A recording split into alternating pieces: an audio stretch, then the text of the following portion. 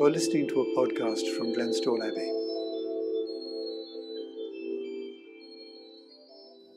When talking about the reception of guests in the monastery and the Rule of Saint Benedict, we have to remember that the world for which Saint Benedict was legislating in the 6th century is a very different place from today.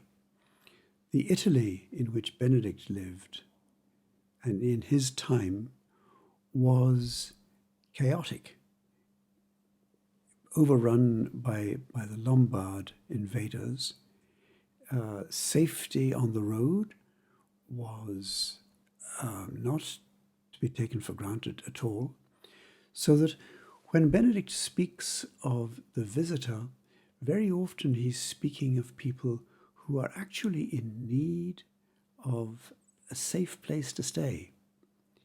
And so he speaks very, very generously of the reception of guests. They must be received as Christ, particularly those who are pilgrims and brothers and sisters in the faith. Whether sisters in the faith would have been admitted now is another matter, but we don't know whether women were also received by monasteries of men. We do know that special mention is made in the rule of the reception of the poor, because he says of them that in the poor Christ is most especially received, adding a rather typically Benedictine note that the rich, he says, have a way of guaranteeing their welcome, whereas the poor can't be so sure of their reception. And so we're alerted to that in today's world. But also it has to be remarked that the visitor to a monastery today in the 21st century is a very different kind of person to those who would have visited in the 6th century.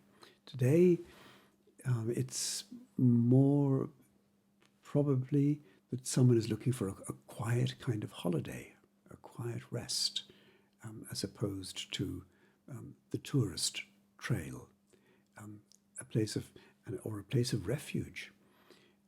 Sometimes, and in very many cases, monasteries are seen as just that, a place of refuge, to be quiet and perhaps to have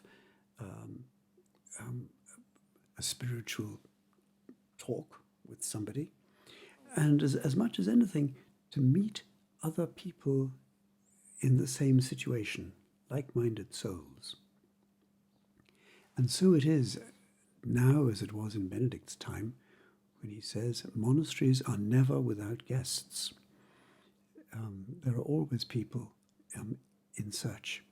And so the monastery has to be well arranged to receive those who arrive in such a way that they get what they're looking for in terms of solace and quiet, and at the same time that the monks are not disturbed by guests. Special arrangements are made for the feeding of guests who may arrive, as Benedict says, at irregular times when the monks aren't eating, and yet somebody has to provide for them.